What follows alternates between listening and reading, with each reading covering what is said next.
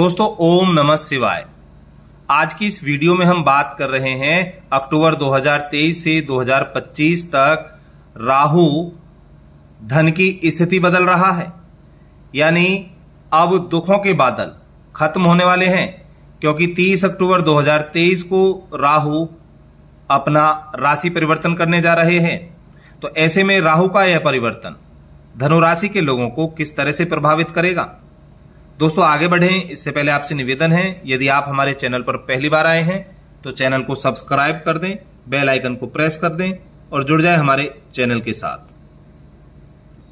दोस्तों ज्योतिष के अंतर्गत शनि ग्रह को सबसे मंद गति से चलने वाला ग्रह माना जाता है और शनि के बाद राहु का नंबर आता है और राहु हमेशा उल्टी चाल से चलते हैं और लगभग 18 महीने की अवधि में यह अपना राशि बदलते हैं।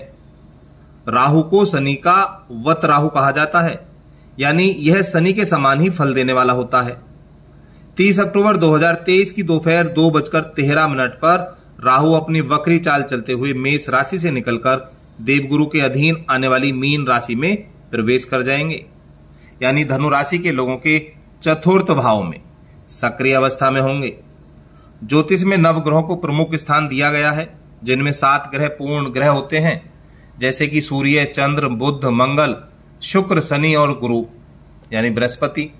लेकिन इन्हीं में 2 ग्रह छाया ग्रह होते हैं, जिनमें पहला राहु होता है और दूसरा केतु होता है। ज्योतिष के अनुसार राहु केतु का आध्यात्मिक और धार्मिक दृष्टिकोण से बहुत महत्व होता है। इन छाया ग्रहों को भौतिक अस्तित्व नहीं है। राहु केतु को सूर्य और चंद्र की परिक्रमा पथ में कटान बिंदु के रूप में जाना जाता है, लेकिन आध्यात्मिक रूप से देखें तो शास्त्रों में एक पौराणिक कथा है जिसे समुद्र मंथन के नाम से जानते हैं। एक बार देवता और असुरों के बीच समुद्र मंथन की प्रक्रिया शुरू हुई, जिसमें मंदरांचल पर्वत को मथनी और वासुकी नाग को रस्सी के रूप में प्रयोग किया गया। भगवान श्री विष्णु जी ने पूर्ण रूप लेकर इसे आधार प्रदान किया और जब देवताओं और दानवों ने साथ मिलकर समुद्र मंथन किया, जिसमें अनेक प्रकार के रत्नों की प्राप्ति हुई, उसमें सबसे पहले विष निकला, जिसका पान भगवान शिव ने किया और पूरी सृष्टि यानी समस्त संसार की रक्षा की।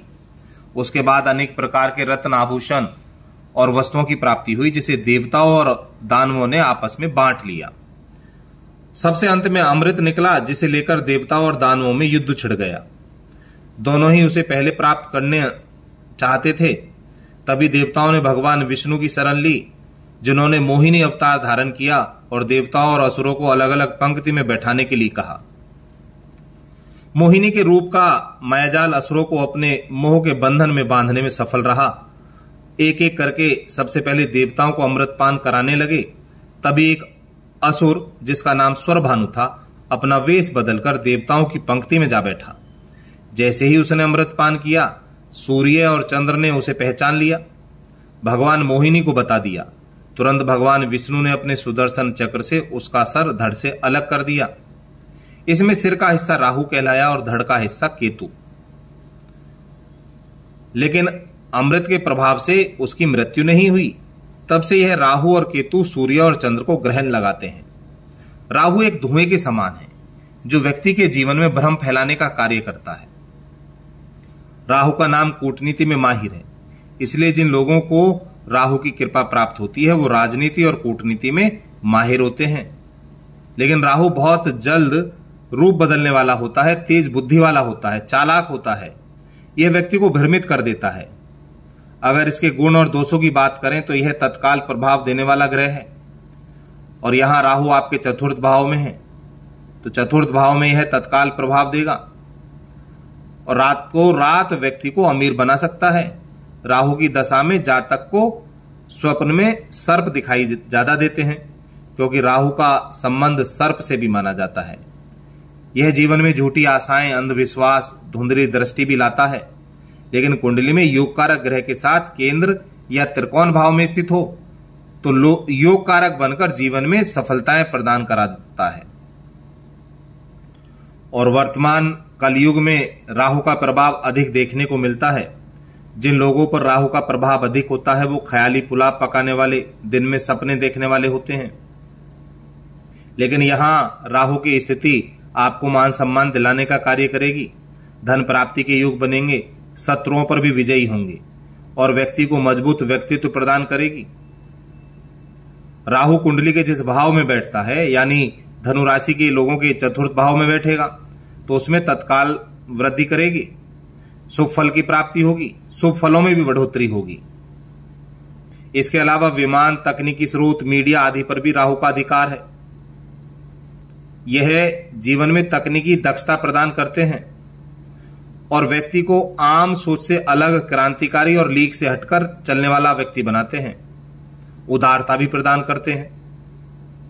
तो ऐसे में चतुर्थ भाव में राहु की स्थिति पारिवारिक सुख में वृद्धि करेगी। कामकाज के सिलसिले में परिवार से दूर जाना हो सकता है, यानी पारिवारिक सुख कम देखने को मिलेगा, लेकिन अन्य सुखों की प्राप्ति भी अवश्य होगी। साथ ही अच्छे धन लाभ के योग बनाएंगे, धन कमाने में सक्षम होंगे, माता की ओर से संबंध अच्छे होंगे, धन प्राप्ति के योग भी बनेंगे। इस दौरान वाहन सुख की प्राप्ति होगी। भूमि भवन में निवेश करने से भी अच्छा लाभ प्राप्त होगा। इस दौरान आप अपने लक्ष्य के प्रति केंद्रित नजर आएंगे, अपने कामकाज में ज्यादा व्यस्त नजर आएंगे, लेकिन धन प्राप्ति के योग बनेंगे, आर्थिक स्थिति मजबूत होगी, ऊर्जा का स्तर उच्च होगा। जिस कार्य में लगेंगे जोश और जुनून के साथ समय पर पूरा करने में सक्षम होंगे। कुछ नई योजनाओं पर कार्य करेंगे जिनमें सफलता प्राप्त होगी। पारिवारिक रिश्ते अच्छे बने रहेंगे और अहम समय पर कुछ महत्वपूर्ण मुद्दों पर जीवन साथी का पूरा सपोर्ट आपको मिलेगा, जिसके माध्यम से अच्छे धन लाभ की प्राप्ति होगी। राहु की यह स्थिति आपको साहसी और पराक्रमी भी बनाएगी। साथ ही राजसत्ता के माध्यम से कोई सुख की प्राप्ति होगी। प्रशासनिक व्यक्ति के द्वारा आपका कोई रुका हुआ कार्य पूर्ण होगा, माता से सुख की प्राप्ति होगी, वित्त की स्थिति अच्छी बनी रहेगी। इस दौरान खरीदारी में खर्चा होगा, यानी सुख में वृद्धि होगी, खर्चे में भी वृद्धि होगी, तो खर्चों पर ध्यान रखना होगा। और राहु यहां आपको कोई बड़ी उन्नति देने वाले होंगे। नौकरी के मामले में राहु आपको राहत देंगे, साझेदारी के मामलों में भी अच्छे परिणाम प्राप्त होंगे, यानी लाभ की प्राप्ति अच्छी होगी, जो आपके जीवन में चार चांद लगाने का कार्य करेगी। कई बार यहां आपको मानसिक तनाव भी झेलना पड़ेगा, तो ऐसे में गुस्से पर काबू रखना होगा, जिससे आपके आपसी रिश्ते भी बने रहेंगे। तो कुल मिलाकर यह समय आपके लिए चमत्कार से कम नहीं होगा। तो दोस्तों, ऐसी जानकारी लेने के लिए हमारे चैनल से जुड़े रहें। चैनल को लाइक, शेयर और